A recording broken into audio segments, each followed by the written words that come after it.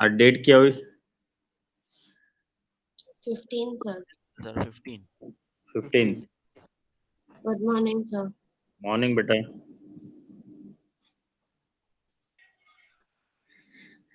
चलो, I think last video lecture में हम लोगों ने कंप्लीट किया था वो लीनार्ड एक्सपेरिमेंट। लीनार्ड एक्सपेरिमेंट के बाद हम लोगों ने जो ग्राफ डिस्कस किए थे, ग्राफ में कुछ ऐसा था कि intensity which is directly proportional to the photoelectric current, मतलब इंटेंसिटी बढ़ेगी तो फोटोइलेक्ट्रिक करंट भी बढ़ेगा। वो लीनार्ड एक्सपेरिमेंट में हम लोगों ने कंसेप्ट पढ़ा था स्टॉपिंग पोटेंशियल। तो इससे एक बार रिवाइज करवा देते हम लोग। तो कुछ ऐसा पढ़ा था बेटा, यहाँ पर ये क्वार्ट्ज विंडो है, अल्ट्रावायलेट आई जिसके ऊपर गिरती है, this is the photo sensitive surface.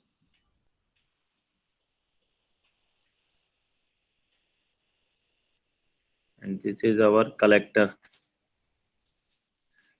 चलो, तो क्या डिस्कस किया था बेटा, ये सी और ए ये दोनों के बीच में हम लोग हाई टेंशन वोल्टेज प्रोवाइड करते हैं। ये मान लेते हैं यहाँ पर H T V, high tension voltage. चलो, तो पहले कुछ ऐसा रखना था कि कलेक्टर है वो पॉजिटिव, मतलब anode is positive and cathode is negative. तो जैसे यहाँ पर थ्रेशोल्ड फ्रीक्वेंसी से ज़्यादा लाइट इंसिडेंट करेंगे बेटा, तो यहाँ से इलेक्ट्रॉन का इमिशन स्टार्ट होता है, ऐसा कुछ आप लोगों ने पढ़ा हुआ है। और वो सारे इलेक्ट्रॉन्स कलेक्टर के ऊपर जाते हैं और कलेक्टर के साथ सपोज यहाँ पर हम लोग माइक्रोमीटर कनेक्ट करते, तो हमें यहाँ पर करंट कितना पास हो रहा है वो मिल सकता है। देन आफ्टर धीरे धीरे हमने ऐसा पढ़ा था बेटा कि यहाँ पर एनोड के ऊपर वोल्टेज हम लोग पॉजिटिव वोल्टेज बढ़ाते जाएंगे। तो जैसे जैसे पॉजिटिव वोल्टेज बढ़ाते जाएंगे तो नंबर ऑफ इलेक्ट्रॉन यहाँ पर आना जो है वो बढ़ जाएंगे, तो यहाँ पर और करंट इंक्रीज होगा। बढ़ाते बढ़ाते कोई एक वोल्टेज ऐसा आ जाएगा कि जहाँ पर करंट हमें मैक्सिमम मिलेगा। करंट का मैक्सिमम मिल सकता है जब कैथोड से निकलते हुए इलेक्ट्रॉन पर सेकंड फिक्स हो जाएंगे। मतलब पहले 1 सेकंड में 5 निकलते थे, 10 निकले, 1 सेकंड में 25, that is the maximum range. ठीक है, तो 1 सेकंड में 25 निकलना चालू हो जाएगा, तब यहाँ पर एनोड पे मानो कि आप लोगों ने 15 वोल्ट दिए है, तो सारे के सारे इलेक्ट्रॉन मतलब 25 के 25 इलेक्ट्रॉन यहाँ पर आ जाते हैं। तो माइक्रोमीटर में आपको करंट कैसा मिलेगा, maximum current. So that current is called the saturation current. उसको आप क्या बोलोगे बेटा, सैचुरेशन करंट आप बोल सकते हो। ठीक है, चलो फिर हम लोगों ने पढ़ा था कि सपोज हम लोग यहाँ पर नेगेटिव वोल्टेज देते हैं। चलो, नेगेटिव, ये प्लेट नेगेटिव और इलेक्ट्रॉन जाते हैं वो नेगेटिव, तो नेगेटिव नेगेटिव के बीच में क्या होगा बेटा, नेगेटिव नेगेटिव के बीच में क्या होगा, हाँ sir, repulsion repulsion sir repulsive हो सकेगा, रिपल्सिव हो repulsion। सकेगा। तो यहाँ पर इलेक्ट्रॉन आना कम हो जाएगा कि ज्यादा ही होगा, सर कम हो जाएगा ना, कम हो जाएगा। कम हो जाएंगे ना, मतलब कम ही हो जाएंगे ना, क्योंकि रिपल्सिव हो सकेगा तो धीरे धीरे नंबर्स ऑफ इलेक्ट्रॉन यहाँ पर आने कम हो जाएंगे। कम हो जाएंगे तो माइक्रोमीटर में करंट कैसा मिलेगा, ज्यादा या कम, कम कम हो जाएगा।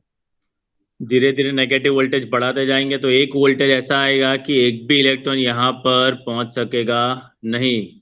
ठीक है, तो जो वोल्टेज पे हम लोगों को करंट की वैल्यू 0 मिलेगी, दैट वोल्टेज इज कॉल्ड, हम लोगों ने याद करो उसको नाम दिया था बेटा, कुछ याद है, स्टॉपिंग पोटेंशियल, ऐसा कुछ। Stopping potential. हाँ, स्टॉपिंग पोटेंशियल मतलब कि कोई पर्टिकुलर नेगेटिव वोल्टेज पे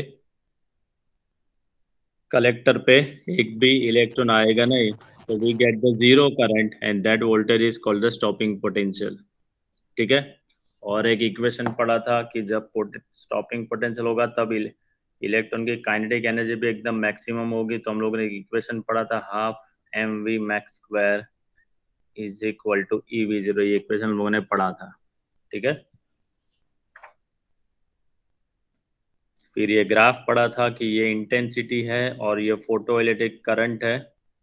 तो जैसे जैसे इंटेंसिटी बढ़ेगी तो फोटोइलेक्ट्रिक करंट भी बढ़ेगा, मतलब इंटेंसिटी के ऊपर कौन डिपेंड है, करंट डिपेंड है। ये है intensity and this is the current. तो क्यों ऐसा? तो इंटेंसिटी जैसे जैसे बढ़ती है तो ये फोटो सेंसिटिव सरफेस के ऊपर से नंबर ऑफ इलेक्ट्रॉन्स ज्यादा इमिशन होगा तो नंबर ऑफ इलेक्ट्रॉन ज्यादा इमिशन होता है तो करंट भी हम लोगों को क्या मिलेगा? ज्यादा मिलेगा। ठीक है, तो पहले तो यहाँ पर कंक्लूजन में लिख देता हूँ, number of electrons is directly proportional to intensity and that's why photo electric current is directly proportional to the intensity. ठीक है, चलो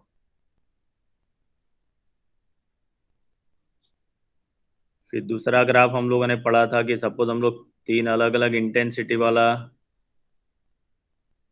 लाइट हम लोग इंसिडेंट करेंगे तो स्टॉपिंग पोटेंशियल तो ये सेम ही मिलेगा। स्टॉपिंग पोटेंशियल जो है उसमें कोई चेंजेस होता नहीं है, मतलब stopping potential is not depend on this intensity. ठीक है, ये ग्राफ हम लोगों ने पढ़ा था I1 I2 और I3 और ये स्टॉपिंग पोटेंशियल।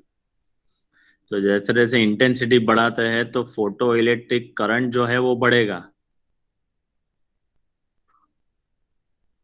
I1 इंटेंसिटी पे यहाँ पर करंट मिलता है, यहाँ पर मिलता है, यहाँ पर मिलता है। जैसे जैसे इंटेंसिटी बढ़ती है करंट बढ़ता है, लेकिन स्टॉपिंग पोटेंशियल बढ़ता नहीं है। The stopping potential remain constant. तो मतलब हम लोग यहाँ पर लिख सकते हैं कि stopping potential is not depend on intensity. Stopping potential depend नहीं है तो काइनेटिक एनर्जी भी डिपेंड नहीं है, क्योंकि याद करो अभी इक्वेशन देखा बेटा हम लोगों ने, kinetic energy is equal to EV0। ठीक है, तो स्टॉपिंग पोटेंशियल इंटेंसिटी पे डिपेंड नहीं है तो kinetic energy is also not depend on intensity. ठीक है भाई, चलो याद आ रहा है बेटा? ऐसा कुछ ग्राफ देखा था हम लोगों ने? हेलो। Yes sir. हाँ सर। बेटा थोड़ा थोड़ा एनर्जी अपना इंक्रीज करना पड़ेगा तो ही थोड़ा कुछ रहेगा बेटा। आप मतलब नींद में हो या क्या है, कुछ पता नहीं चल रहा है।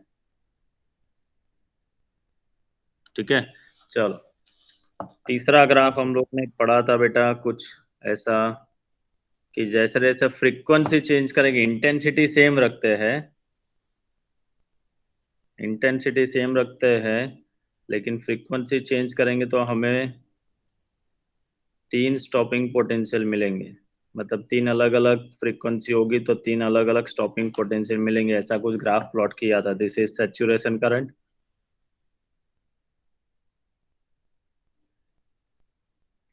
चलो तो यहाँ पर ये पर्टिकुलर फ्रीक्वेंसी F1 F2 और ये F3, मतलब F3 is greater than F2 is greater than F1 which is greater than F0 where F0 is called the threshold frequency। तो आपको stopping potential V01 V02 V03 मिलेगा। तो मतलब हम लोगों ने ऐसा पढ़ा था, ऐसा क्यों मिल रहा था बेटा कि फ्रीक्वेंसी चेंज करेंगे तो फ्रीक्वेंसी का एक बेसिक इक्वेशन है in terms of photon, E is equal to HF। If F increases तो total energy increases, so kinetic energy increases. Kinetic energy is equal to EV0 है तो स्टॉपिंग पोटेंशियल भी increase होगा। ठीक है, तो मतलब frequency is directly proportional to हम लोग क्या बोल सकते हैं? Stopping potential.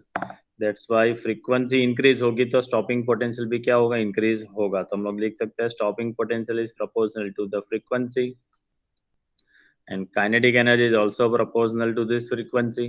ठीक है, as frequency increases stopping potential also increases। ठीक है, ये 3 ग्राफ हम लोगों ने डिस्कस किए थे, याद है? यस सर, याद है। Yes sir. ओके नाउ आज का हमारा पहला टॉपिक है, ये सब रिवाइज क्यों करवा बेटा? क्योंकि आज के टॉपिक में ये सब काम आने वाला है। ठीक है,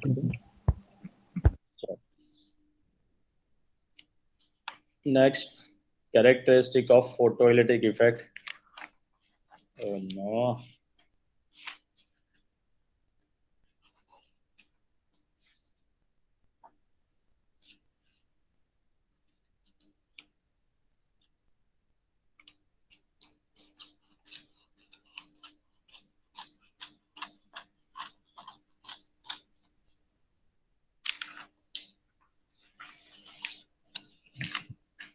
चलो कैरेक्टरिस्टिक मतलब क्या?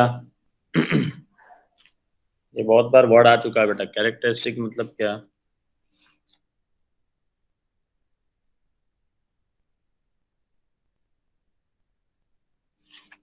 Sir, any properties? प्रॉपर्टीज। चलो, कैरेक्टरिस्टिक ऑफ फोटोलिटिक इफेक्ट। तो सबसे पहली चीज कि आपके पास कोई भी फोटो सेंसिटिव सब्सटेंस होगा तो उसके ऊपर हम लोग जैसे जैसे फ्रीक्वेंसी हम लोग कांस्टेंट रखते हैं और पोटेंशियल डिफरेंस भी कांस्टेंट रखते हैं, तो इंटेंसिटी जो होगा, intensity is directly proportional to क्या मिला हम लोगों को, याद है ना, करंट। तो पहली चीज कि जब भी आपके पास कोई फोटो सेंसिटिव सब्सटेंस होगा उसके ऊपर इंटेंसिटी आप बढ़ाते जाओगे तो फोटो इलेक्ट्रिक करंट भी बढ़ता जाएगा। कंडीशन अप्लाई कि यहाँ पर आपको फ्रीक्वेंसी को क्या रखना है बेटा, कांस्टेंट रखना है।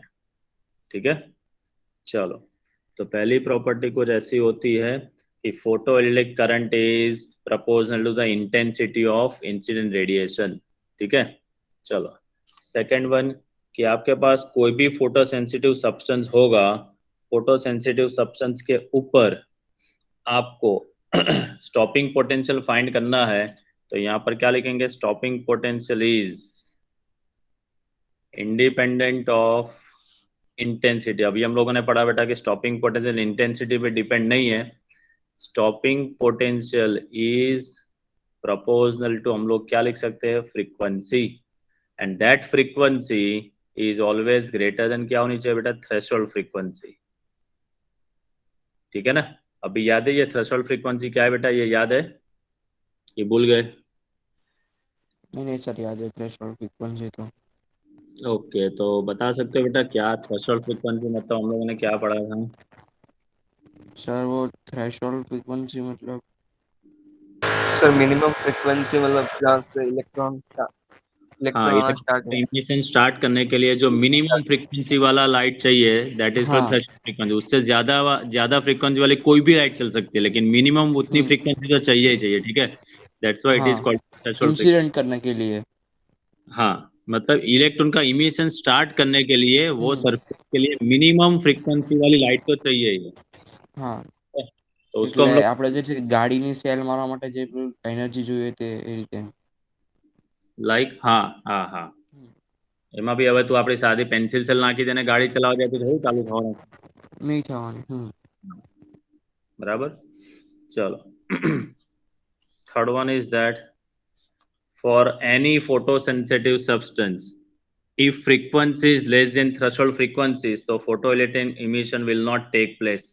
ठीक है, आप इंटेंसिटी कितनी भी बढ़ा लोगे बेटा, सिंपल सी बात, यहाँ पर इंटेंसिटी आप बढ़ाओ लेकिन फ्रीक्वेंसी जो है इंसिडेंट लाइट की, जो फ्रीक्वेंसी है which is less than threshold frequency, तो फोटोइलेक्ट्रिक इफेक्ट आपको मिलने वाली नहीं है। ठीक है, तो यहाँ पर लिख सकते हैं if frequency is less than threshold frequency, in that case condition is that intensity जो है, इंटेंसिटी आपकी वो लाइट की बहुत मैक्सिमम है, but we never get photoelectric effect.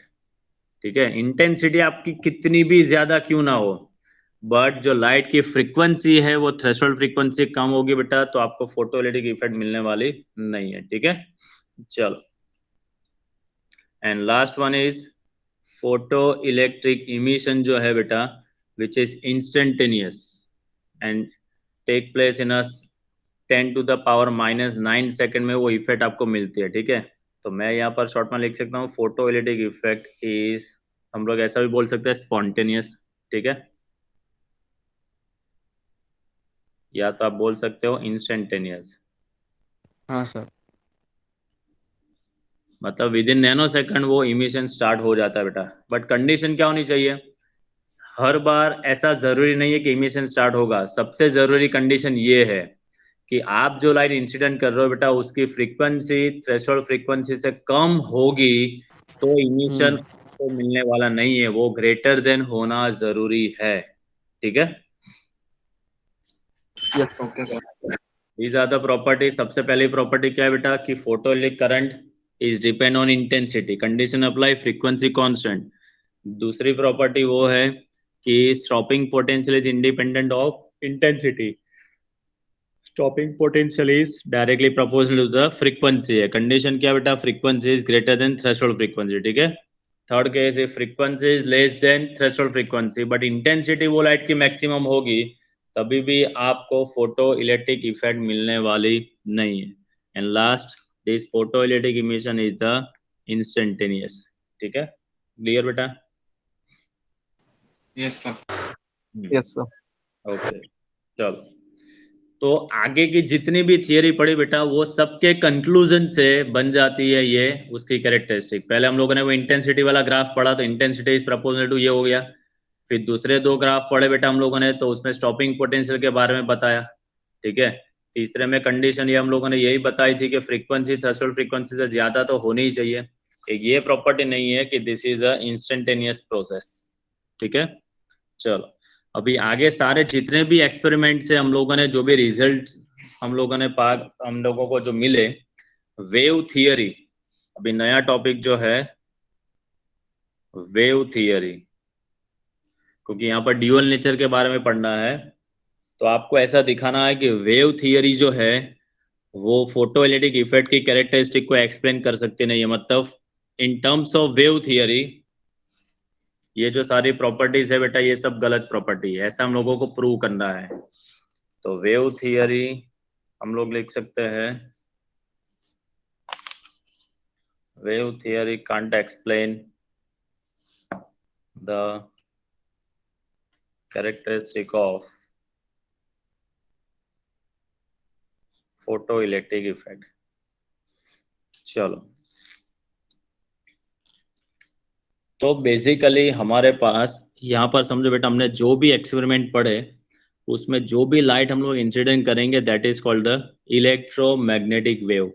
ठीक है, तो पहले तो ये बता बेटा कि इलेक्ट्रोमैग्नेटिक वेव्स में बेसिक क्या होगा, उसके अंदर वो किससे बना होगा, इलेक्ट्रोमैग्नेटिक वेव्स किससे बना होता है, नाम के ऊपर से ही पता चल जाएगा। Magnetic field. हाँ, electric field and magnetic field. ठीक है, तो पहले तो हम लोगों को ये पता होना चाहिए बेटा कि electromagnetic waves is a combination of electric field plus magnetic field. ठीक है, तो हमारे पास जो भी फिनोमिनन है, लाइट की जो भी फिनोमिनन है, लाइक इंटरफेरेंस, डिफ्रैक्शन, पोलराइजेशन, वो हम लोगों को पढ़ने के लिए कंपलसरी जो भी लाइट होगी उसको वेव फॉर्म में ही लेनी पड़ेगी। जो भी लाइट है उसको हम लोगों को वेव फॉर्म में ही लेनी पड़ेगी। याद करो, सबसे पहले दिन का एग्जांपल लेजर लाइट, क्या बताया था कि आप बटन प्रेस करते हो तो लाइट जो बाहर निकलती है वो वेव फॉर्म में होती है, लेकिन जहां पर टकराती है और जो वहां पर ब्राइट स्पॉट दिखता है वो क्या बनेगा, उसका कौन सा फॉर्म बनेगा? Particle form. पार्टिकल फॉर्म, हाँ। ठीक है, चलो। तो electromagnetic waves that is a combination of electric field and magnetic field. तो यहाँ पर हम लोगों को जब पोलराइजेशन पढ़ना होगा, जब डिफ्रैक्शन पढ़ना होगा, जब इंटरफेरेंस हम लोग पढ़ेंगे, तो ये सब चीजें पढ़ने के लिए जो भी लाइट हमारी होगी वो वेव फॉर्म में होगी। ठीक है, और वेव फॉर्म में जब भी लाइट होगी बेटा, उसके आप इंटेंसिटी इंक्रीज करते हो तो उसका एम्पलीट्यूड भी बढ़ता है। याद करो, हम लोगों ने लास्ट जो 11th स्टैंडर्ड में 14 चैप्टर में, याद करो, एक ग्राफ हम लोगों ने पढ़ा था, याद है कुछ? एक ग्राफ और एक दूसरा ग्राफ, इसको हम लोगों ने चॉकलेट ग्राफ नाम दिया था। Yes, sir. हाँ sir. Potential energy, kinetic energy and total energy, और उसमें एक इक्वेशन प्रूव किया था बेटा, टोटल एनर्जी का इक्वेशन हाफ के स्क्वायर, मतलब total energy is directly proportional to A square amplitude square, and in terms of wave theory intensity is also directly proportional to the amplitude square। तो जैसे जैसे बेटा आप intensity बढ़ाते हो, तो सिंपल सी बात है, इंटेंसिटी आप जैसे जैसे बढ़ाते हो बेटा तो उसका एम्पलीट्यूड भी धीरे धीरे क्या होता है, इंक्रीज होता है। ठीक है, एम्पलीट्यूड उसका इंक्रीज होता है तो इलेक्ट्रॉन के पास एनर्जी ज्यादा मिलेगी। मतलब क्या, ये सरफेस है, ठीक है, मैं सरफेस के ऊपर जो भी लाइट बेटा इंसिडेंट करता हूँ, तो जैसे जैसे ये लाइट की इंटेंसिटी बढ़ाते जाऊंगा तो इसकी एनर्जी भी बढ़ती जाएगी। तो ये सरफेस के अंदर जो भी इलेक्ट्रॉन्स होंगे वो इलेक्ट्रॉन ज्यादा एनर्जी क्या करेंगे बेटा, एब्जॉर्ब करेंगे, और उसकी जो फ्रीक्वेंसी है, मतलब उसकी जो एनर्जी है वो ग्रेटर देन, मतलब उसकी जो एनर्जी है ग्रेटर देन क्या होना चाहिए, वर्क फंक्शन होना चाहिए। उसकी जो एनर्जी है that is greater then work function. याद करो, हम लोगों ने वर्क फंक्शन के बारे में पढ़ा था बेटा, क्या है वर्क फंक्शन बताओ? So minimum sir energy to minimum work accept. अपने को ट्रांसफर मतलब आई मीन कितना वर्क अपने को करना है कि वो इलेक्ट्रॉन सरफेस से निकल जाए सर। हाँ, मतलब इलेक्ट्रॉन का इमिशन करने के लिए मिनिमम एनर्जी जो चाहिए, ठीक है, जब तक वो इतनी एनर्जी बेटा उसको नहीं मिलेगी तब तक उसका इमिशन होने ही वाला नहीं है, ठीक है। तो यहाँ पर जो लाइट हम लोग बेटा इंसिडेंट करते हैं अकॉर्डिंग टू वेव थियरी, जो लाइट आप इंसिडेंट करते हो और जो सरफेस के ऊपर वो लाइट गिरती है, तो जैसे जैसे इंटेंसिटी बढ़ती है तो इलेक्ट्रॉन का जो एनर्जी लेवल जो होगा वो एब्जॉर्प्शन पावर बढ़ेगा। जैसे जैसे एब्जॉर्प्शन पावर बढ़ेगा और उसकी जो एनर्जी है इमिशन स्टार्ट करने के लिए, वो energy greater than work function होगी तब भी इमिशन हो सकता है, तब भी इलेक्ट्रॉन का इमिशन हो सकता है। तो यहाँ पर हम लोगों को क्या बताया गया था बेटा कि this is the spontaneous process, ठीक है। और अकॉर्डिंग टू वेव थ्योरी ये क्या बताता है कि पहले जो एनर्जी है वो एब्जॉर्ब होगी, बाद में वो energy greater than work function होगी, बाद में इमिशन स्टार्ट होगा। मतलब ये प्रोसेस इंस्टेंटेनियस नहीं हो सकती है, ठीक है। तो अकॉर्डिंग टू वेव थियरी ये लोग ने ऐसा किया कि ये जो थियरी है वो गलत है, क्योंकि हम लोगों ने ऐसा पढ़ा है जब एक्सपेरिमेंट किए थे तब this process is a spontaneous process, and according to wave theory ये स्पॉन्टेनियस प्रोसेस नहीं है, कुछ ना कुछ टाइम लगेगा, कुछ ना कुछ, मतलब ऐसा नहीं है कि भाई 15-20 मिनट लगेंगे, कुछ ना कुछ टाइम, मतलब इससे तो ज्यादा टाइम ही लगेगा, नैनो सेकंड से तो ज्यादा टाइम ही लगेगा। That's why according to wave theory this photoelectric effect is not a instantaneous process। Clear कि ये सरफेस के ऊपर आप लाइट गिराते हो तो इलेक्ट्रॉन को बाहर निकालने के लिए पहले उसकी एनर्जी इंक्रीज होनी पड़े करेगा, वो इंक्रीज करेगा तब थोड़ा टाइम लगेगा। जैसे जैसे इंक्रीज करेगा तो एक सिचुएशन ऐसी आएगी कि उसकी energy greater than work function होगी, तब भी उसके अंदर से इलेक्ट्रॉन का इमिशन स्टार्ट हो सकता है। That's why according to wave theory this process is not a instantaneous process। ठीक है, क्लियर यस बेटा? सर। हाँ सर क्लियर। चलो, और यहाँ पर हम लोगों ने जो भी चीज पढ़ी बेटा उसमें कहीं पर भी हम लोगों ने एब्जॉर्प्शन के बारे में नहीं पढ़ा था। तो वेव थियरी में ऐसा बोला गया है कि कोई भी सरफेस के ऊपर से आपको इलेक्ट्रॉन का इमिशन स्टार्ट करना होगा तो पहले तो एब्जॉर्प्शन होगा ही होगा, डायरेक्ट इमिशन स्टार्ट हो सकता नहीं है, ठीक है। आप फ्रीक्वेंसी उसकी चेंज करो या तो आप उसकी इंटेंसिटी चेंज करो, कुछ भी करो, लेकिन सबसे पहली चीज बेटा वो एब्जॉर्ब तो एनर्जी करने ही वाला है, ठीक है। चलो, यस और जो भी इलेक्ट्रॉन है बेटा, जो भी इलेक्ट्रॉन है उसकी एनर्जी धीरे धीरे बढ़ेगी, मतलब उसकी काइनेटिक एनर्जी जो बढ़ती जाएगी। तो काइनेटिक एनर्जी बढ़ने की वजह और भी ये भी चीज है कि इंटेंसिटी भी ज्यादातर जितनी ज्यादा होगी तो इलेक्ट्रॉन की एनर्जी यहाँ पर बढ़ती है क्योंकि एब्जॉर्प्शन पावर बढ़ता है। तो यहाँ पर क्या बताया था कि फ्रीक्वेंसी इंटेंसिटी पे फोटोइलेक्ट्रिक करंट सिर्फ डिपेंड है, स्टॉपिंग पोटेंशियल जो है वो इंटेंसिटी पे डिपेंड नहीं है, काइनेटिक एनर्जी भी इंटेंसिटी पे डिपेंड नहीं है। लेकिन वेव थियरी वाले ने ऐसा बताया था कि भाई काइनेटिक एनर्जी भी धीरे धीरे इंक्रीज होती ही है जैसे जैसे हम लोग इंटेंसिटी चेंज करेंगे। तो दोनों में कॉन्ट्राडिक्शन हो रहा है बेटा, यहाँ पर जो चीज बताई गई थी यहाँ पर वो चीज नहीं बताई गई, ठीक है। वो लोग मना करते कि ऐसा जरूरी नहीं है, ठीक है। तो दोनों में क्या है बेटा, कॉन्ट्राडिक्शन है कि भाई wave theory can't explain the characteristic of photoelectric effect। यहाँ पर सब चीजें उल्टी बताई जा रही है, अकॉर्डिंग टू एक्सपेरिमेंट ये सब चीजें प्रूव की है और यहाँ पर बताई गई है कि यहाँ पर ये सब चीजें नहीं पॉसिबल है। पहली चीज ये बताई इसमें कि स्पॉन्टेनियस है, यहाँ पर बताया था कि स्पॉन्टेनियस नहीं है। यहाँ पर ऐसा बताया था कि भाई स्टॉपिंग पोटेंशियल और काइनेटिक एनर्जी जो है वो इंटेंसिटी पे डिपेंड नहीं है, यहाँ पर बताया गया है कि वो उस पर ऊपर डिपेंड है, ठीक है। हाँ सर।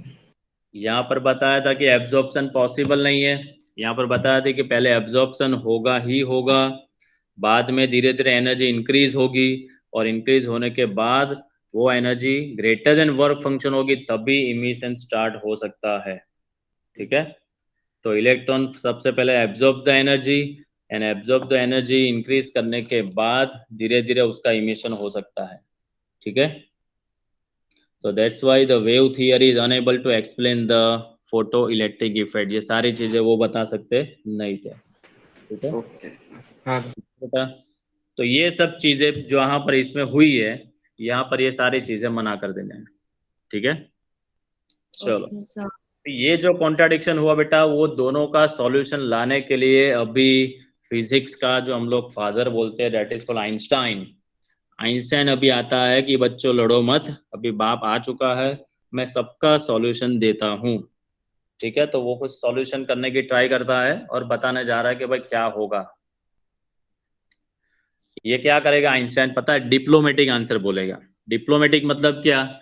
यहाँ पर क्या बोला था? इंस्टेंटेनियस है, ठीक है। यहाँ पर बोला है इंस्टेंटेनियस नहीं है, यहाँ पर बोला कि एब्जॉर्प्शन नहीं होता है, यहाँ पर बोला है कि एब्जॉर्प्शन है। होता है। ये क्या करेगा?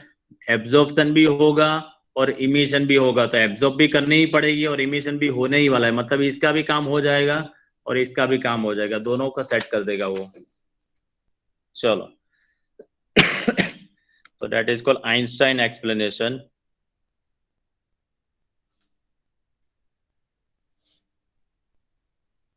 Of photo electric effect. फिर उसने भी एक इक्वेशन दिया था, वो हम लोग पढ़ेंगे।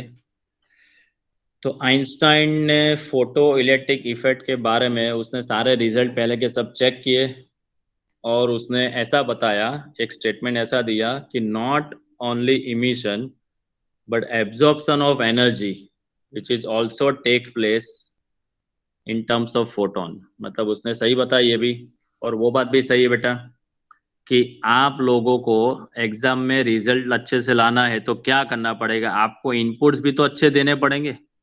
ऐसा नहीं कि आज किताब लेके बैठ गए और कल 90% आ गए, ऐसा तो पॉसिबल नहीं है ना। नहीं सर। तो सेम चीज मतलब ऐसे यहाँ पर उसने ऐसा बताया। इंस्टेंटेनियस नहीं है सर ऐसा। हाँ, कि आइंस्टाइन अंकल ने भी ऐसा बताया बेटा कि कोई भी सरफेस के ऊपर से आपको इमिशन करना है तो एब्जॉर्प्शन तो होने ही तो वाला ही है, मतलब थोड़ा होगा, ऐसा नहीं कि जीरो होगा, कुछ ना कुछ एनर्जी लेवल तो एब्जॉर्ब होगा ही, बाद में ही इमिशन स्टार्ट होगा, ठीक है। तो मतलब उसने ऐसा बताया कि not only emission but absorption of energy is also take place in terms of photons, ठीक है। और जो भी एनर्जी बेटा वो एब्जॉर्ब करेगा which is in terms of HF। Suppose 2 photon वो एब्जॉर्ब करता है तो यहाँ पर क्या आएगा बेटा 2HF। Minimum energy required is HF, that is called 1 photon. This energy is for 1 photon and E is equal to NHF. This energy is for N photons, ठीक है। चलो Yes. तो इलेक्ट्रॉन में से जब भी सरफेस के ऊपर से जो भी एनर्जी है बेटा, इलेक्ट्रॉन का इमिशन होता है वो भी इन टर्म्स ऑफ फोटोन, तो तब भी एनर्जी HF होगी, और जब एनर्जी हम लोग अप्लाई करेंगे और इलेक्ट्रॉन जो एनर्जी एब्जॉर्ब करेगा विच is also in terms of photon, मतलब यहाँ पर जो एनर्जी होगी वो भी HF के फॉर्म में एब्जॉर्ब होगी और रिलीज होगी वो भी HF के फॉर्म में ही रिलीज हो सकती है, ठीक है। चलो, एंड उसने एक ये चीज भी बताई सही कि इफ एनर्जी, ये पॉइंट बहुत इंपॉर्टेंट बेटा, if energy absorbed by electron on surface is greater than, मतलब more than minimum energy that is को हम लोगों ने क्या बोला था, याद करो बेटा, work function, then emission of electron takes place। तो बात तो इसकी बनी ना ज्यादातर, देखो कि जब भी ये इलेक्ट्रॉन की एनर्जी वर्क फंक्शन से ज्यादा नहीं होगी तब इमिशन होने वाला, तब तक इमिशन होने वाला नहीं है। तो यहाँ पर उसने भी ऐसा बताया था कि if energy absorb by electron on surface is more then minimum energy, तभी इलेक्ट्रॉन का इमिशन स्टार्ट हो सकता है, ठीक है, विथ मैक्सिमम काइनेटिक एनर्जी। मतलब जब इलेक्ट्रॉन का एमिशन होगा तब काइनेटिक एनर्जी भी क्या होगी बेटा, उसकी मैक्सिमम हो सकती है। ठीक है, चलो तो अभी समझो, एक प्रैक्टिकली चीज मैं आपको बताने जा रहा हूं। ये सरफेस है, ठीक है। अभी प्रैक्टिकली समझो, जो आइंस्टाइन अंकल ने बताया उसको हम लोग विजुलाइज करते हैं। ये सरफेस के ऊपर से मुझे इलेक्ट्रॉन का इमिशन स्टार्ट कराना है, तो मैं जो लाइट इंसिडेंट करता हूं दैट इज कॉल्ड HF। ठीक है, यहाँ पर जो इलेक्ट्रॉन है वो कितनी एनर्जी एब्जॉर्ब करेंगे बेटा, उसकी वर्क एनर्जी जितना, सॉरी वर्क फंक्शन जितनी एनर्जी तो वो एब्जॉर्ब करेंगे ही करेंगे। तो वर्क फंक्शन जितनी एनर्जी क्या होगी, HF0। और जो इलेक्ट्रॉन का इमिशन होगा वो मैक्सिमम काइनेटिक एनर्जी के साथ वो रिलीज होता है। अभी समझो बेटा, मैं यहाँ पर देता हूँ 100 इलेक्ट्रॉन वोल्ट, मैंने अप्लाई किया है बेटा, जो लाइट इंसिडेंट कर रहा हूँ वो 100 इलेक्ट्रॉन वोल्ट एनर्जी का है। ठीक है, ये जो सरफेस है वो सरफेस का वर्क फंक्शन मान लेते हैं कि 25 इलेक्ट्रॉन वोल्ट है। मतलब ये सरफेस में से इलेक्ट्रॉन का इमिशन स्टार्ट करने के लिए उसको मिनिमम एनर्जी कितनी चाहिए, 25। तो 100 में से 25 तो ये एब्जॉर्ब करेगा ही करेगा पहले, तो बाद में जो इलेक्ट्रॉन रिलीज होंगे उसकी काइनेटिक एनर्जी कितनी होगी बताओ। चलो अप्लाई कर रहा हूँ 100। HF होता है। नहीं नहीं, मैं अप्लाई कर रहा हूँ, सिंपल सी बात बेटा, मैं अप्लाई कर रहा हूँ 100 इलेक्ट्रॉन वोल्ट,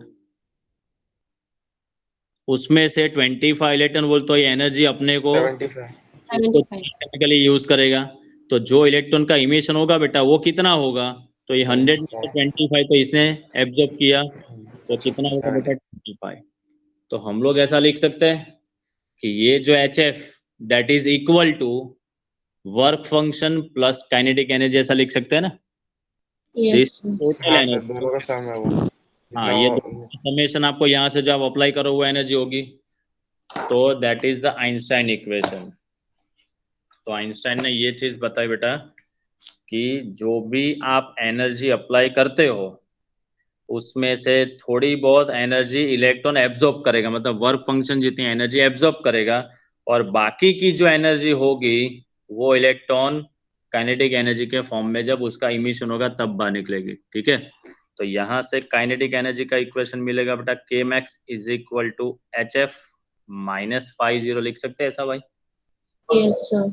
और याद करो k max is equal to, हम लोगों ने ऐसा पढ़ा है EV0, तो EV0 is equal to HF minus five zero. याद आया बेटा, ये इक्वेशन स्टॉपिंग पोटेंशियल के वक्त पढ़ा था। Yes, sir. चलो यहाँ से मुझे V0 सिर्फ फाइंड करना है, तो V0 के साथ E यहाँ पर मल्टीप्लीकेशन में है, तो ये क्या होगा, HF by minus five zero by, लिख सकते हैं ऐसा। हाँ Yes, sir. चलो ये इक्वेशन जो है बेटा, मैं लाइन इक्वेशन के साथ इसको मैच करता हूँ, लाइन इक्वेशन के साथ y is equal to M X plus C के फॉर्म में। ठीक है, इसके साथ मैं इसका कंपैरिजन करता हूँ, तो देखो मैं इक्वेशन को ऐसे लिखता हूँ, y0 is equal to h by E into F minus, मतलब plus minus five zero by E. So v0 is equal to h by E into F plus 50, मतलब HF0 भी तो लिख सकता हूँ।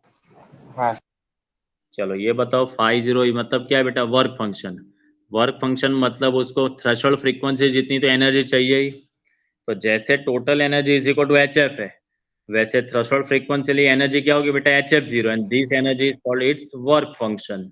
ठीक है, दैट्स व्हाई हम लोग work function is equal to क्या लिख सकते हैं बेटा, HF0। चलो तो अभी ये बताओ, ये जो इक्वेशन मैंने लिखा बेटा और ये इक्वेशन है, दोनों को कंपेयर करो तो स्लोप क्या बनेगा, H/E। ये दैट्स इट, ये m is equal to slope है बेटा, तो m is equal to slope, तो स्लोप यहाँ पर इक्वेशन में क्या बनेगा बेटा, h बाई ई। ठीक है, चलो तो मैं इसका ग्राफ प्लॉट करता हूँ।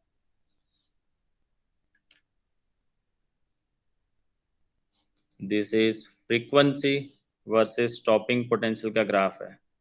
So this is the minimum frequency like a threshold frequency. अभी ये ग्राफ में आगे लेके जाऊंगा बेटा, यहाँ पर नीचे यहाँ पर मैं ऐसे ग्राफ को मैं नीचे ले जाऊंगा तो जो स्लोप मुझे मिलेगा, स्लोप जो मुझे मिलने वाला है बेटा वो क्या मिलेगा, h/e। और ये जो मुझे इंटरसेप्ट मिलेगा यहाँ पर y एक्सिस पर जो इंटरसेप्ट मिलेगा वो कितना होगा बताओ, y -hf0/e। Minus HFO/e, this is minus HFO/e। ठीक है, चलो x एक्सिस पर कितना इंटरसेप्ट मिलेगा तो आप लिख सकते हो f0, एंड y एक्सिस पर कितना इंटरसेप्ट मिलेगा याद करना है बेटा, HF0/e। तो ये ग्राफ आपको याद रखना है, ठीक है। और ग्राफ के ऊपर से सिर्फ ये इक्वेशन याद रखना है, उसको किसके साथ कंपेयर करोगे, लाइन इक्वेशन के साथ, y = mx + c। तो स्लोप मिलेगा आपको, ज्यादातर स्लोप पूछते हैं एमसीक्यू में। इंटरसेप्ट पूछे तो ये ग्राफ याद रखना है, x एक्सिस पर थ्रेशोल्ड फ्रीक्वेंसी जितना इंटरसेप्ट, और y एक्सिस पर -HFO/e, that is called it's intercept. ठीक है। हाँ सर। चलो, तो ये जो ग्राफ बताया था बेटा, ये आइंस्टाइन अंकल ने ग्राफ बताया था, दोनों को मर्ज करके कंबाइन करके उन लोग उसने बता दिया था यहाँ पर। ठीक है, चलो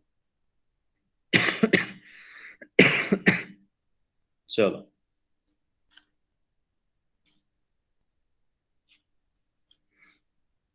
तो यहाँ पर आइंस्टाइन अंकल ने लास्ट में बहुत अच्छा कंक्लूजन किया।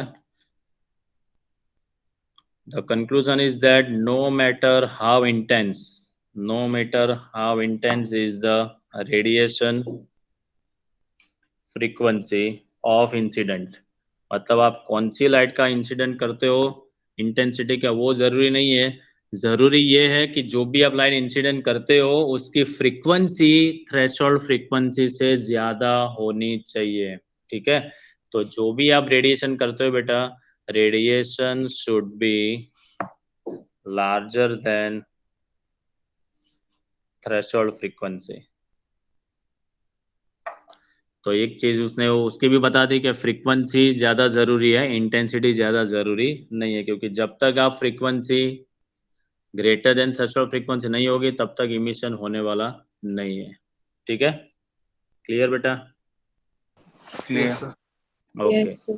तो दोनों को मर्ज करके ये जो इक्वेशन मैंने लिखा बेटा, Kmax = HF - phi0, this is the equation of Einstein theory. ठीक है, ये जो है बेटा आइंस्टाइन थियरी का इक्वेशन है, Kmax = HF - phi0। कैसे बनाई ये इक्वेशन? तो अब जितनी एनर्जी आप देते हो उसमें से वर्क फंक्शन जितनी एनर्जी एब्जॉर्ब होगी, बाकी की एनर्जी इलेक्ट्रॉन जब निकलेगा तब काइनेटिक एनर्जी के फॉर्म में इमिशन के स्टार्ट निकलेगा। दैट्स व्हाई Kmax = हम लोग लिख सकते हैं HF - phi0। क्लियर?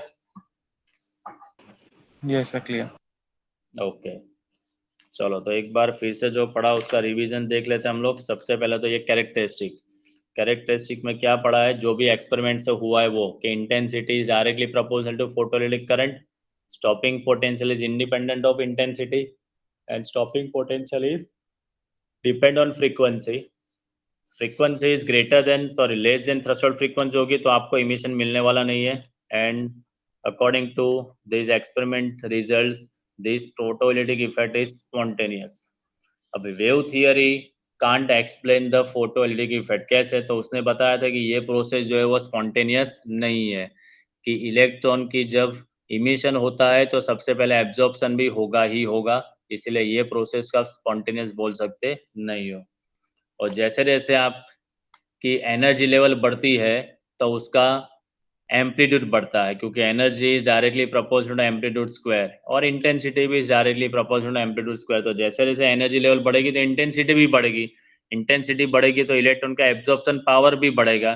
तो ऐसा जरूरी नहीं कि डायरेक्ट इमिशन ही होगा, जितनी ज्यादा इंटेंसिटी होगी उतना इलेक्ट्रॉन का एब्जॉर्प्शन पावर बढ़ेगा, और वो उतनी एनर्जी एब्जॉर्ब करेगा कि जब तक उसको वर्क फंक्शन जितनी एनर्जी नहीं मिलेगी। ठीक है, जैसे वर्क फंक्शन जितनी एनर्जी मिली तभी उसमें से इलेक्ट्रॉन का इमिशन हो सकता है। मतलब कंडीशन इज दैट कि सबसे पहले एब्जॉर्ब भी होगा, बाद में ही इमिशन होगा।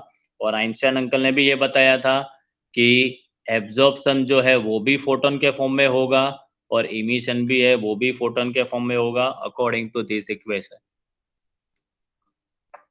ठीक है, और उसने एक इक्वेशन बनाया था कि जो भी सरफेस के ऊपर आप लाइट इंसिडेंट करते हो उसकी energy which that will be split into two part, एक तो energy absorption energy and remaining energy in terms of kinetic energy. तो HF that is equal to HF0 that is equal work function plus K max. ठीक है, तो हो गया ये equation, HF is equal to phi0 plus K max. तो K max का ये इक्वेशन मिल गया, K max is equal to EV0, ये इक्वेशन पड़ा है। चलो, तो V0 is equal to HF by E minus phi0 by E, ये इक्वेशन को हम लोग लाइन इक्वेशन के साथ कंपेयर करें तो हम लोगों को स्लोप मिला h बाई x एक्सिस पर इंटरसेप्ट मिला f0 एंड y एक्सिस पर इंटरसेप्ट मिला है बेटा माइनस HFO बाई E। ठीक है, और उसमें Yes, ऐसा sir. बताया था लास्ट में कंक्लूजन कि सबसे जरूरी चीज तो फ्रीक्वेंसी ही है, and the frequency of light is greater than threshold frequency. ठीक है भाई, हाँ सर। ओके। Yes, sir. चलो, इसमें कुछ पूछना है बेटा? No sir. No, sir. Lock किया जाए? Yes sir. एकदम सर। ओहो, हाँ, क्या बात है। चलो नेक्स्ट,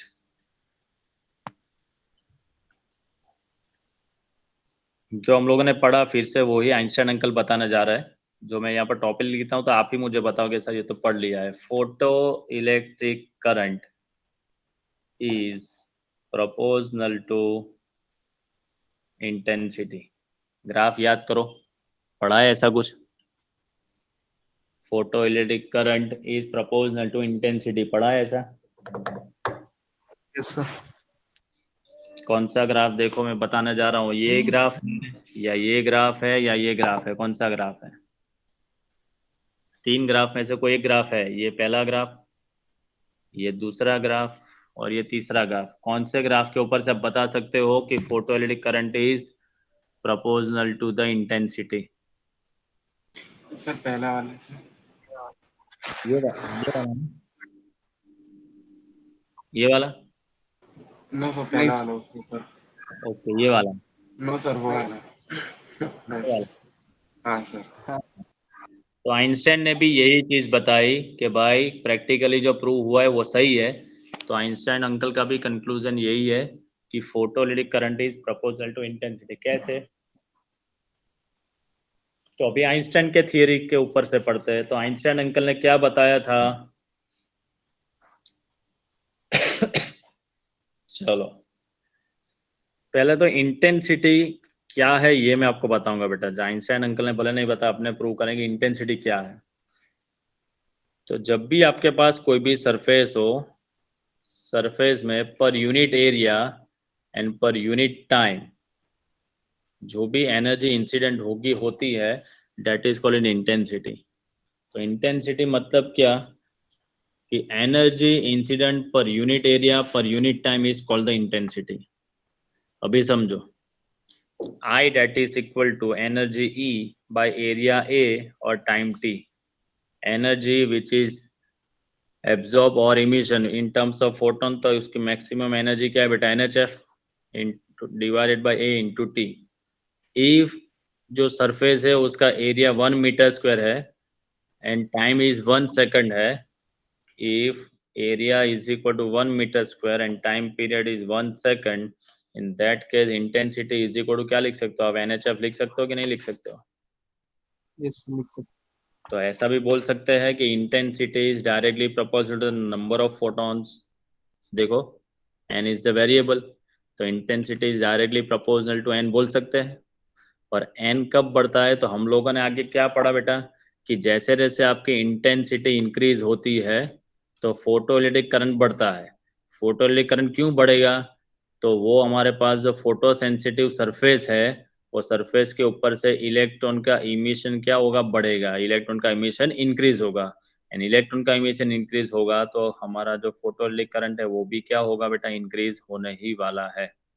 ठीक है, तो आइंस्टाइन ने भी ये चीज बताई बेटा कि intensity is proportional to the packet of energy. Packet of energy मतलब क्या, ये अभी हम लोगों ने प्रूव किया, I is equal to NHF। ये इक्वेशन उसने डायरेक्ट बताया था, लेकिन हम लोगों ने ये प्रूव किया इंटेंसिटी के इक्वेशन के ऊपर से, energy upon area into time. तो energy is equal to NHF, area suppose A, time is equal to T। Suppose 1 metre square area है, तो उसके ऊपर 1 सेकंड में कितनी एनर्जी एब्जॉर्ब ज्यादा हो सकती है, तो हम लोग लिख सकते हैं NHF, that is called intensity, I is equal to NHF। ठीक है, मतलब when incident energy is more than its sorry, intensity जो है यहां से ऐसा बोल सकते हैं हम लोग कि when energy is more then kinetic energy उसकी मैक्सिमम होगी। काइनेटिक एनर्जी मैक्सिमम होगी तो सबसे पहले याद करो स्टॉपिंग पोटेंशियल उसका इंक्रीज होगा। याद करो हम लोगों ने उल्टा जा रहा है, स्टॉपिंग पोटेंशियल ज्यादा होगा तो उसकी फ्रीक्वेंसी भी क्या होगी, उसकी बढ़ेगी। एंड फ्रीक्वेंसी जैसे बढ़ेगी वो सरफेस के ऊपर डिपेंड है। याद करो हम लोगों ने सेकंड लेक्चर में डिस्कस किया था कि जो भी फोटो सेंसिटिव सरफेस है, फोटो सेंसिटिव सरफेस के ऊपर भी स्टॉपिंग पोटेंशियल डिपेंड है। याद करो ऐसा हम लोगों ने डिस्कस किया था बेटा, सीजियम का सबसे कम और प्लेटिनम का सबसे ज्यादा। याद करो, हाँ सर याद है। याद आया बेटा ऐसा कुछ? यस। चलो, तो आइंस्टाइन अंकल ने भी ये सारी चीजें दोहराई और बताया कि फोटो इलेक्ट्रिक इफेक्ट एनर्जी के ऊपर भी डिपेंड है। Photoelectric effect is also depend on incident energy. मतलब वो एनर्जी आप जो भी अप्लाई करते हो बेटा, वो एनर्जी ग्रेटर देन क्या होनी जरूरी है, वर्क फंक्शन होनी जरूरी है। ठीक है, चलो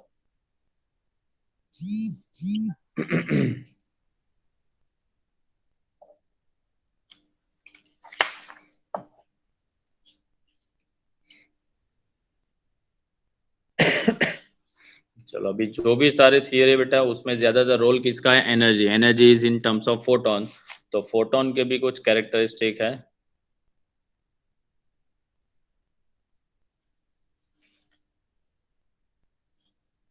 वन टाइप ऑफ पॉस्टुलेट जैसे, जिसको हम लोगों को एक्सेप्ट करना है। चलो, तो पहला कुछ ऐसा है कि interaction of radiation with matter जब भी होगा, तो जब भी इंटेंसिटी ऑफ रेडिएशन जब भी होता है कोई भी सरफेस के ऊपर, तब सिंपल सी बात आपको याद रखना है कि वो पार्टिकल के फॉर्म में होगा। मतलब ये सरफेस है, तो मैं एनर्जी इंसिडेंट करता हूँ, लाइट इंसिडेंट करता हूँ, तो ये जो होगा वो वेव फॉर्म में होगा। लेकिन यहाँ पर टकराएगा तो ये ऑलवेज कौन से फॉर्म में होगा बेटा, पार्टिकल फॉर्म में ही होगा। And that particle which is called it's photon. ठीक है, तो चलो पहली प्रॉपर्टी कुछ ऐसी है कि जब भी कुछ रेडिएशन होता है तो radiation is always behaves as a particle, and this particle मतलब विच इज कॉल्ड, हम लोग बोल सकते हैं photon, which is called photon. ठीक है, चलो दूसरी चीज,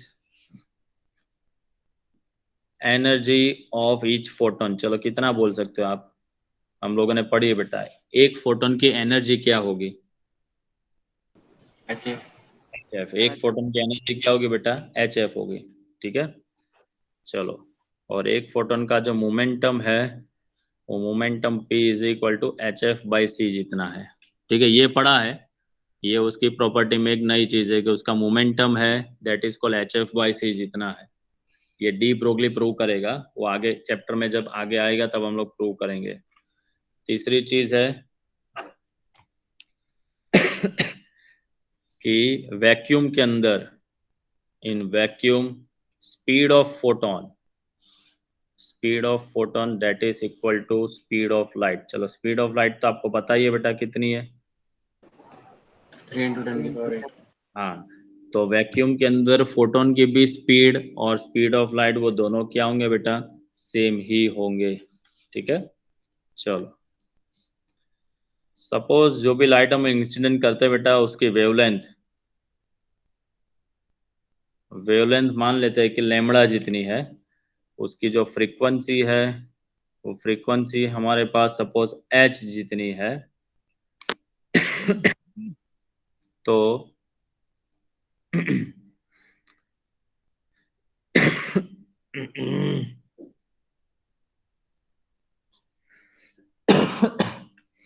चलो,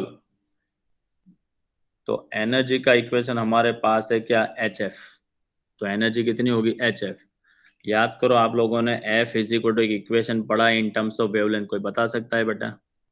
F is equal to in terms of wavelength आप लोगों ने इक्वेशन पढ़ा है C by lambda. C by lambda. C by lambda. चलो चलो, एंड मोमेंटम अभी हम लोगों ने पढ़ा HF बाई C। चलो, तो F बाई C हम लोग क्या बोल सकते हैं, कुछ बोल सकते हैं? यहाँ से रिलेशन देखो, F is equal to C by lambda लिखो, lambda sir lambda Equal to lambda. Check करो, F is equal to C by lambda. Yes, sir. ये C को मैं नीचे लिखता हूँ बेटा, तो F 1 बाई by lambda क्या होगा, 1 1 by lambda. तो ये लिख सकता हूँ मैं H बाई लैम्डा लिख सकता हूँ। Yes, sir. हाँ, तो मतलब मैं बोल सकता हूँ कि मोमेंटम जो है, मोमेंटम है which is independent of intensity, क्योंकि वो तो किस पे डिपेंड है बेटा, देखो किस पे है, वेवलेंथ पे डिपेंड है ना। हाँ सर लैम्डा लिख सकता हूँ बेटा which is independent of intensity, ठीक है। चलो, एंड लास्ट एक जो चीज है कि फोटोन थ्योरी के मुताबिक सपोज मान लेते हैं कि पर सेकंड में n फोटोन रिलीज होते हैं, ठीक है, n फोटोन्स पर सेकंड पर यूनिट एरिया।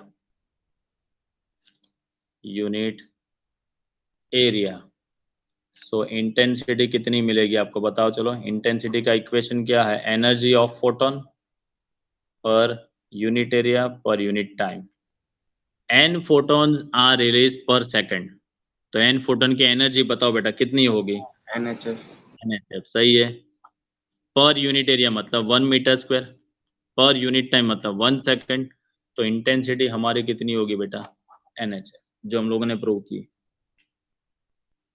ठीक है। एंड अकॉर्डिंग टू दिस, याद करो हम लोगों ने एक इक्वेशन पढ़ा है आइंस्टाइन थियरी में, E is equal to mc square, याद है, where m is called the mass of photon, where m is called, यहाँ पर लेंगे बेटा हम लोग मास ऑफ फोटोन। ये इक्वेशन लास्ट अपने किस में पढ़ा, न्यूक्लियस में, याद है, डेल्टा mc स्क्वायर लिखते थे, Yes, sir. हाँ सर मास डिफेक्ट, याद आया। Yes, sir. हाँ सर चलो, तो यहाँ पर मास का इक्वेशन क्या बनेगा बेटा, E बाई सी स्क्वायर, हम लोग लिख सकते हैं HF बाई सी स्क्वायर लिख सकते हैं, पर फोटोन का मास कितना होगा, HF by C square, Yes. ठीक है। हाँ, sir. चलो, जैसे जैसे हम लोग इंटेंसिटी बढ़ाएंगे उसमें आपको और एक चीज इंक्लूड करनी हो तो आप कर सकते हो। तो when intensity of incident radiation increased, number of photon भी इंक्रीज होगा, नंबर ऑफ फोटोन इंक्रीज होंगे तो सिंपल सी बात, क्या आप लिख सकते हो, नंबर ऑफ फोटोन इंक्रीज होगा तो आप क्या लिख सकते हो, नंबर ऑफ फोटोन इंक्रीज होगा तो क्या इंक्रीज हो सकता है, इंटेंसिटी Intensity. ठीक है।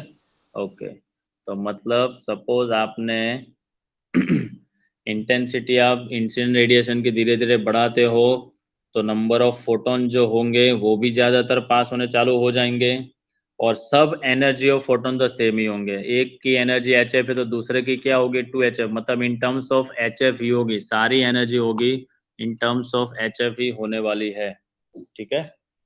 चलो, तो पहली चीज उसने क्या बताया भाई कि जो भी रेडिएशन होता है वो पार्टिकल के फॉर्म में ही होगा, उसकी एनर्जी है वो HF, उसका मोमेंटम है वो HF बाई सी के फॉर्म में, वैक्यूम में जितनी स्पीड फोटोन की होगी that is equal to speed of light होगी। सपोज इंटेंसिटी जो है लाइट की, अरे वेवलेंथ जो है वो लैम्बडा है, फ्रीक्वेंसी एफ है, तो एनर्जी HF होगी, तो एनर्जी HF की जगह बस C बाई लैम्बडा, तो HC बाई लैम्बडा लिख सकते हैं, और उसके ऊपर से हम लोगों को मोमेंटम फाइंड करना है, तो momentum is equal to HF by C, तो F by C is equal to 1 by lambda, तो मोमेंटम का इक्वेशन आया H बाई लैम्बडा। तो यहाँ से मुझे लैम्बडा लिखना है तो मैं क्या लिख सकता हूँ बेटा, lambda is equal to H by P है, ये इक्वेशन बताया था डी ब्रोगली, शायद आप लोगों ने केमिस्ट्री में भी पढ़ा होगा, डी ब्रोगली वेवलेंथ इक्वेशन, ऐसा कुछ आया बेटा, lambda is equal to H by P.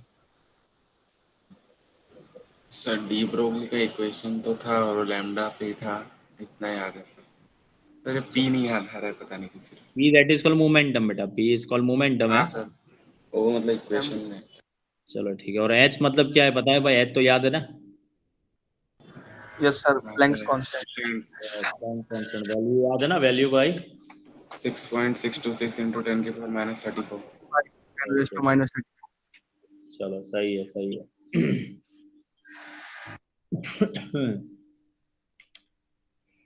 चलो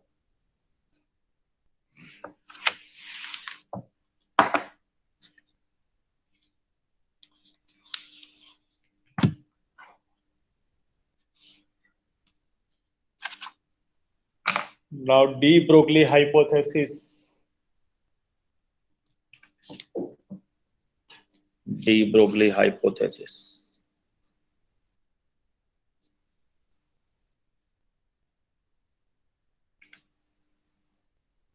डी ब्रोगली है भाई, मोगली ने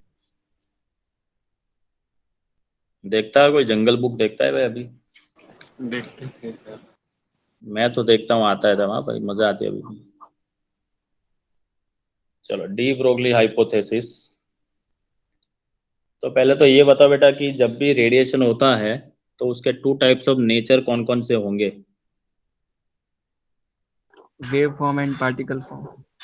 wave form and particle form. हाँ, वेव फॉर्म कब होगा और पार्टिकल फॉर्म कब होगा? सर वेव फॉर्म में हम लोग से जो अपने इंसिडेंट करेंगे वो होता है, और पार्टिकल फॉर्म में सरफेस कैसा। हाँ, सरफेस के ऊपर जब टकराएगा तब पार्टिकल फॉर्म, और जब उसका पाथ जब वो डिजाइन करेगा तब उसका होगा वेव फॉर्म। ठीक है, चलो। तो जब भी पार्टिकल्स होंगे बेटा वो मूविंग पार्टिकल होंगे, तो moving particle particular wave form में भी उसकी प्रॉपर्टी आ सकती है, लेकिन कंडीशन अप्लाई, उसको सुटेबल कंडीशन मिलनी चाहिए। ठीक है, तो यहाँ पर जब भी रेडिएशन ड्यूअल नेचर के फॉर्म में होगा, ड्यूअल नेचर के फॉर्म में होगा, तब वो मैटर के फॉर्म में होगा। मैटर मतलब दोनों कंडीशन, जैसे वो लेसर का एग्जांपल याद रखो फिर से। इसमें दोनों पार्टिकल, दोनों फॉर्म एक साथ आ जाते हैं कि जैसे आप स्विच ऑन करते हो तो ये वेव फॉर्म, और दीवार के ऊपर टकराएगा तब हो जाएगा उसका पार्टिकल। पार्टिकल। ठीक है, तो डी ब्रोगली ने भी ये चीज बताई कि जब भी ड्यूअल नेचर वाली लाइट आपके पास होती है, रेडिएशन आपका ड्यूअल नेचर के फॉर्म में होता है, तो उसकी पार्टिकल जो होगा, पार्टिकल की जो वेवलेंथ होगी वो वेव फॉर्म में होगा, तब जितनी होगी उतनी होगी, मतलब लैम्बडा ही होगी। एंड उसका जो मोमेंटम होगा, मोमेंटम उसका क्या होगा बेटा? पी। तो उसने वेवलेंथ का इक्वेशन बताया h/p, जो आगे हम लोगों ने प्रूव किया, याद करो अभी। हाँ सर। और p क्या लिख सकते हैं हम लोग? mv, where m is called क्या है बेटा? मास। मास। पार्टिकल। v जो है डेट इज कॉल्ड हम लोग लिख सकते हैं speed of particle. And h वो आपके ब्लड में है, उसको हम लोग बोल सकते हैं। Time constant. ठीक है, यस सर। तो डी ब्रोगली इक्वेशन के हिसाब से आप मैटर फॉर्म इजीली ऑब्जर्व कर सकते हो। मैटर फॉर्म मतलब दोनों फॉर्म, पार्टिकल फॉर्म भी और आप वेव फॉर्म, आप दोनों मेजर कर सकते हो। ठीक है, चलो। तो इस इक्वेशन का जो लेफ्ट हैंड साइड है, left side of the equation represent the wavelength, and right hand side पे इक्वेशन है which is represent the momentum. ये momentum is always related to particle form and wavelength is always related to wave form. ठीक है, तो ये wave form की wavelength which is related to momentum, momentum always कौन से form का होता है बेटा? पार्टिकल फॉर्म का होता है। ठीक है, तो ये वेव फॉर्म और पार्टिकल फॉर्म को कॉम्बिनेशन करके उसने एक इक्वेशन बना दिया, lambda is equal to h/p। ठीक है, तो that is called the hypothesis of de Broglie. चलो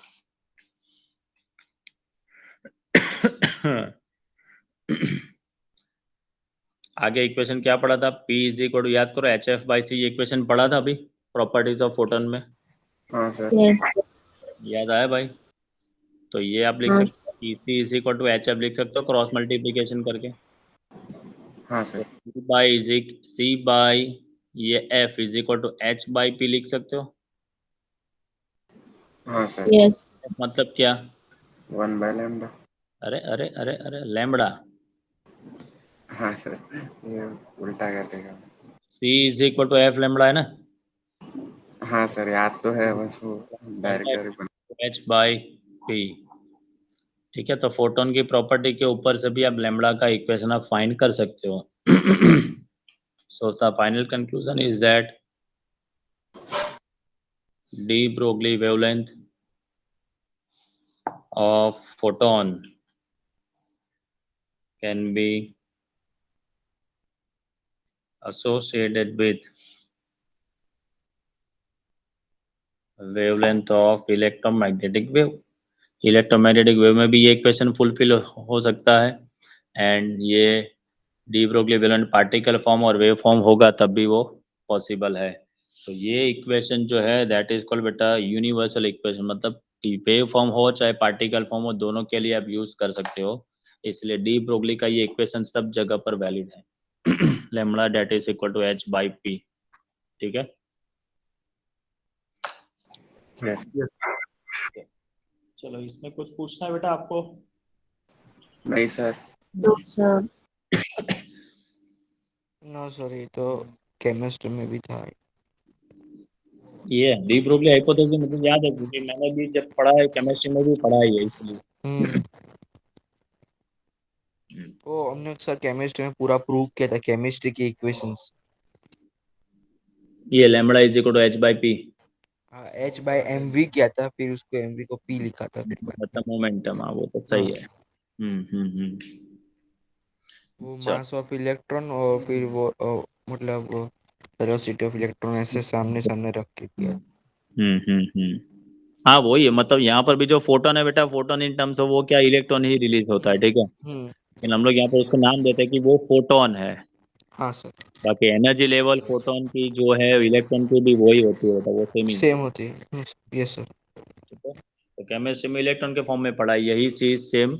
हमें हाँ यहाँ पे फोटोन के के पढ़े। form में, हाँ बस इतना डिफरेंस है। हम्म, चलो अभी नोटबुक है बेटा, अभी एक बड़ी थियरी है डेविसन गर्मर एक्सपेरिमेंट, वो हाँ हम सर, लोग कल कंप्लीट करेंगे, मतलब कल चैप्टर की थियरी का लास्ट एंड है दिन। सर। हाँ, ठीक है सर, ठीक है। आप लोगों ने वो हाइजेनबर्ग अनसर्टेनिटी प्रिंसिपल पढ़ा है क्या हाँ, बेटा? पढ़ा है हाँ सर। सर। पढ़ा है ना? हाँ, केमिस्ट्री में पढ़ा Sir. है हाइजेनबर्ग कंसेंट्रेट हमने प्रिंसिपल। 11th में पढ़ा था, हाँ, 11th में पढ़ा था। तो शायद उसकी नोट बोर्ड कुछ हो बेटा, तो आप है, मेरे पास है सर, तो अभी मतलब पढ़ी है। रिवाइज करके करोगे तो थोड़ा कल अच्छा रहेगा, क्योंकि वो ठीक ही है, आपको पढ़ना है। मैं ग्रुप पे भेज दूंगा ऐसा हो तो।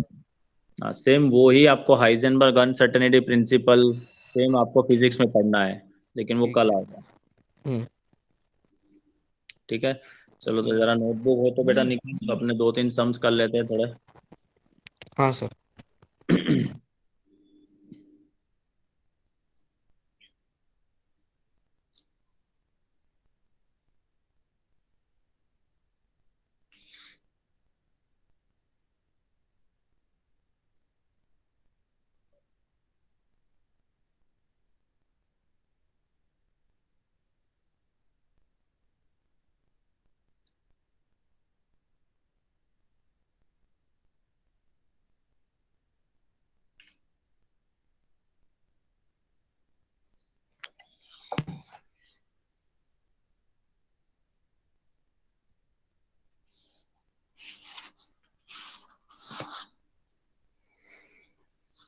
चलो देखो, एकदम बेसिक बेसिक इक्वेशन यूज करके आंसर लाना है।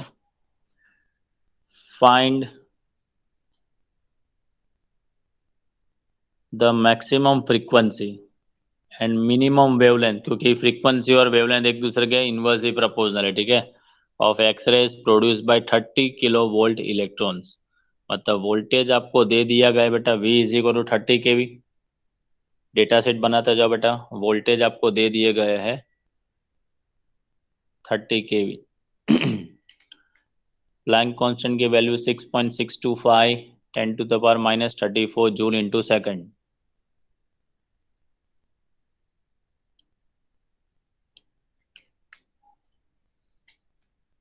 चलो याद करो, ये इक्वेशन हम लोगों ने पढ़ा है बेटा, energy E that is equal to HF। हाँ सर। जो फोटोन की एनर्जी होगी वो ही आपकी इलेक्ट्रॉन की एनर्जी होगी in terms of electron volt, तो ये energy level E electron volt के फॉर्म में, इज इक्वल टू, अब क्या लिख सकते हो बेटा, एच एफ। Yes sir. तो यहाँ पर आपको मैक्सिमम फ्रीक्वेंसी, ये फ्रीक्वेंसी आपकी यहाँ पर मैक्सिमम होगी एफ मैक्स, तो F max that is equal to, equation क्या बनेगा, E V by H. E मतलब चार्ज ऑफ इलेक्ट्रॉन, वो तो आपको पता ही है। वोल्टेज आपको दे दिया गया है 30 kV।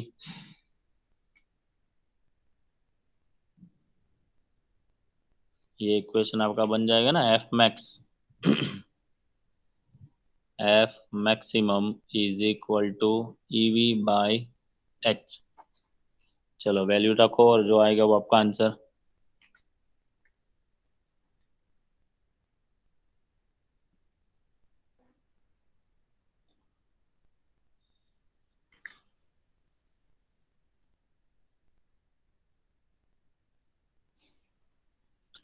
कितना आंसर आया भाई?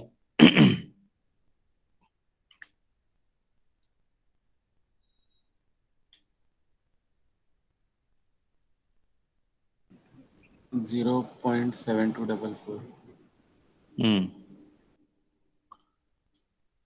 चलो, तो फ्रीक्वेंसी आ गई। अभी आपको क्या फाइंड करना है, वेवलेंथ फाइंड करनी है। तो आप लोगों ने एक इक्वेशन तो पढ़ा ही है, F is equal to C by lambda. ये लैम्बडा जब मिनिमम होगा तो फ्रीक्वेंसी क्या होगी, inversely proportional with the maximum होगी ना फ्रीक्वेंसी। Yes sir. हाँ सर। तो यहाँ से लैम्बडा मिनिमम का इक्वेशन क्या बनेगा, lambda minimum is equal to C by F maximum. Yes sir मैंने। वैल्यू रखो, जो आएगा वो आपका आंसर।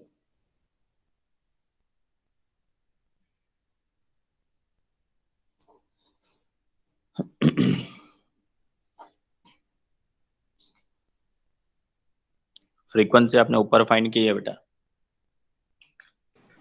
यस।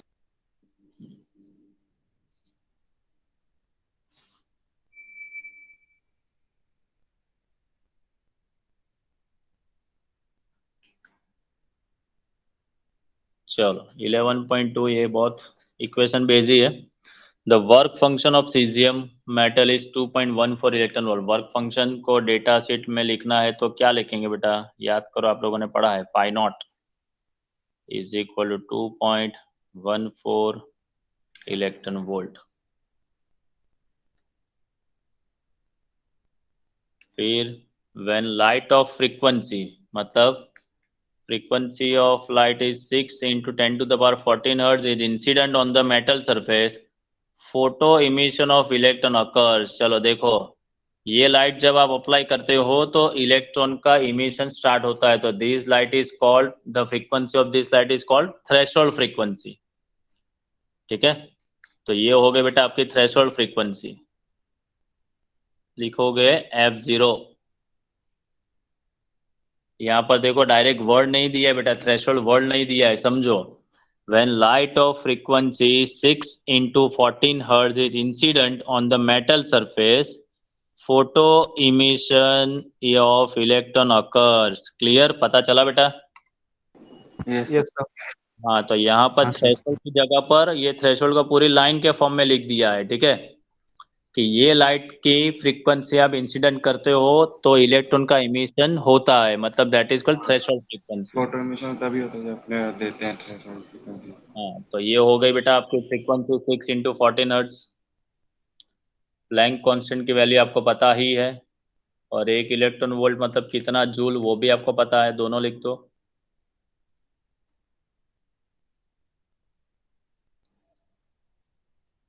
चलो, अभी आपको मैक्सिमम काइनेटिक एनर्जी फाइंड करनी है। तो कोई भी सरफेस के ऊपर आइंस्टाइन अंकल ने काइनेटिक एनर्जी का इक्वेशन क्या बताया था, याद करो, के max is H F H F minus. Fine.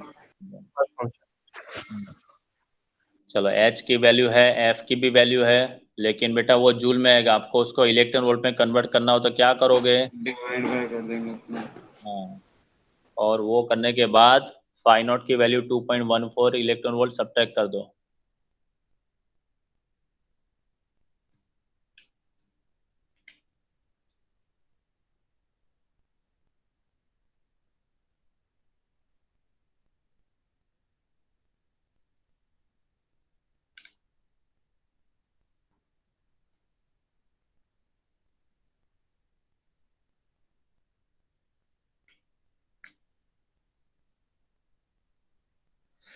Answer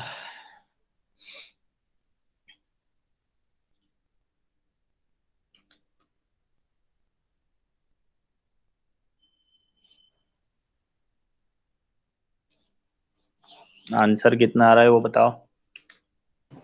निकाल। ऐसे कैलकुलेट कर रहे हैं। हाँ हाँ, करो करो।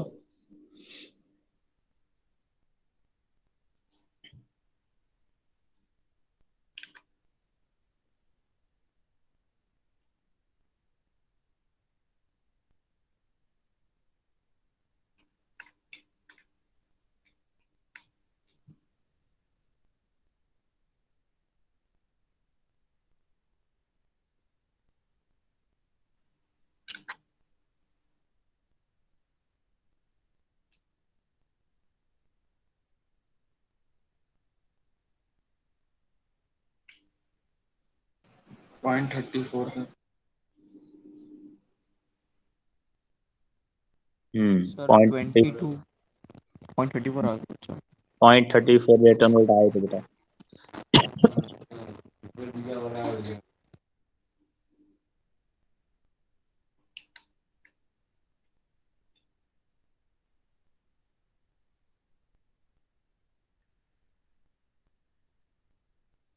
हो गया 0.34। अभी स्टॉपिंग पोटेंशियल फाइंड करना है। तो काइनेटिक एनर्जी आपने फाइंड की, तो काइनेटिक एनर्जी का स्टॉपिंग पोटेंशियल के फॉर्म में भी तो इक्वेशन पढ़ा है आपने। K max is equal to E V zero, याद है? के हाँ मैक्स सर। 0.34 इलेक्ट्रॉन वोल्ट, और ये ई वी जीरो, तो ई कैंसिल हो जाएगा, तो आपका स्टॉपिंग पोटेंशियल आएगा 0.34 वोल्ट। हाँ सर। ठीक है। एंड लास्ट में आपको पूछना है मैक्सिमम स्पीड। तो काइनेटिक एनर्जी का इक्वेशन याद है ना, half M V max square. हाँ सर, एम स्क्वायर था मैक्सिमम काइनेटिक जीरो। एनर्जी आपके पास है इलेक्ट्रॉन वोल्ट में, उसको आप जूल में कन्वर्ट कर लो, और वी फाइंड कर लो, मास ऑफ इलेक्ट्रॉन तो आपको पता ही है।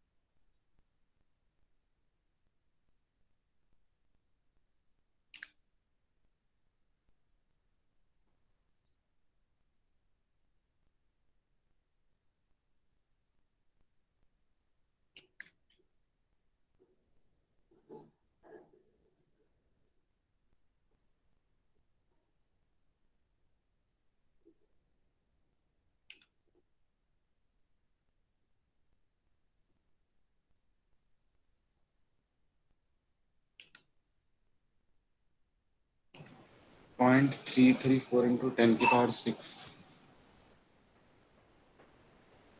हम्म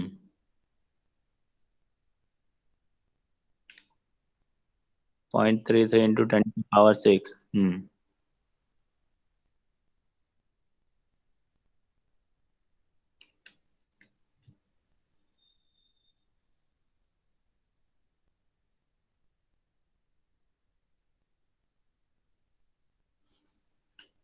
हो गया बेटा। सर 334.6 किलोमीटर पर सेकेंड। हाँ चलेगा। हाँ बराबर है, हो गया। हाँ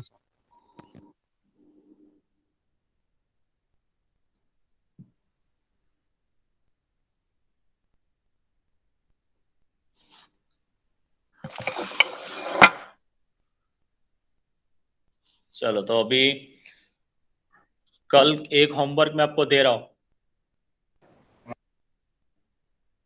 हाइजेनबर्ग अनसर्टेनिटी आपको पढ़ के आना है।